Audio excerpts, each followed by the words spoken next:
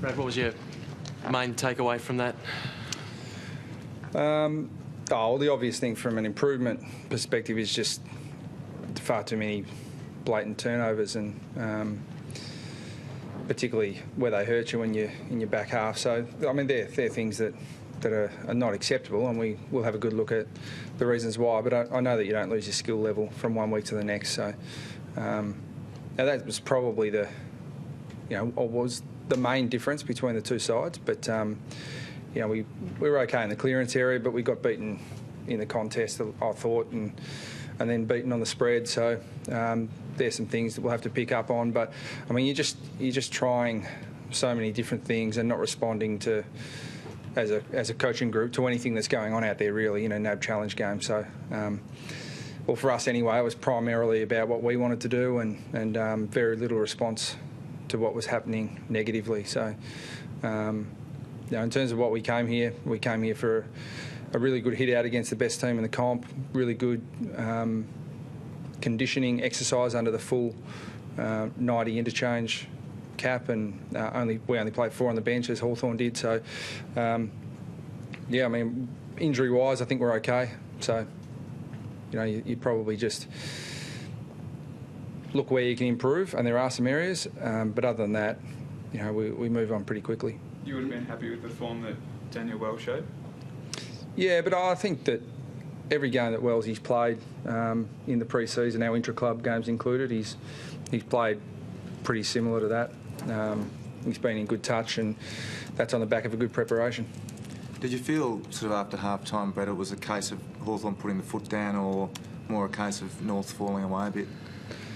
Probably a bit of both. I mean, we changed a few things that probably didn't help individuals out there. We wanted to have a look at a few different systems and setups and matchups. It's never ideal when an inside midfielder from the opposition had it 45 times, but it'd be unusual for us to drop a tag when he keeps getting more of the ball. But there were things that we needed to look at today that were more important than a result. Do you sort of, after tonight's game, do you sort of have more selection, I suppose, sort of headaches, or more sort of questions about how round one will look like than you had before the game? No, I think it's about the same. Yeah, we've now got a really balanced amount of game time into our whole list, and the guys who were a little bit underdone got a lot more footy. Hansen, for example, had his first real full game. He played a lot of footy last week, but we played him in slightly different roles. So we've got to look at most of our list over the NAB challenge, which is what we're after.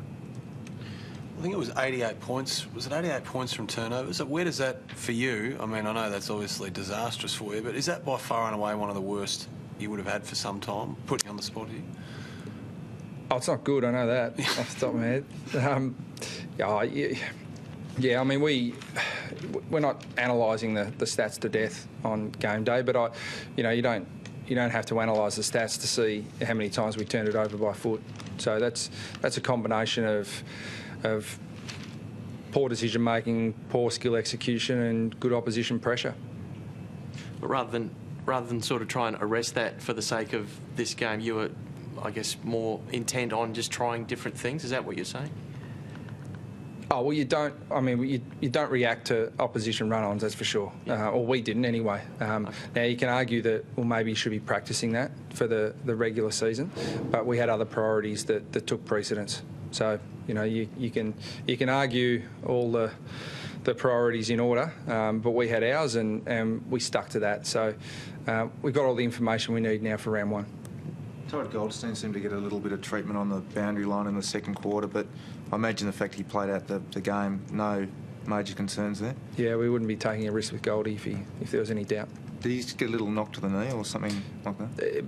If he did, it was so insignificant that they didn't even tell me. Yeah. How important is the reward, I guess, of a game like that for Wellesley, given all the work that he's done to get back to this spot? I don't think he looks at it as a reward. I think he looks at it as rounding off a really solid preparation. He'll get his reward when the team's going really well, and he's an important part of it. And his bloke's going to Sorry. No, go ahead. Any blokes going to have a run around in the VFL next week? We'll have to have a look. There's two things we've got to look at. There's guys who haven't played enough game time for medical reasons, and other guys who haven't had enough conditioning. But as I said earlier, the majority of our guys have played, some time. So it's only the guys who are really low on game time and have been denied that opportunity that will seek approval for them to play. But it won't be many. Sure. Thank you. Thank you.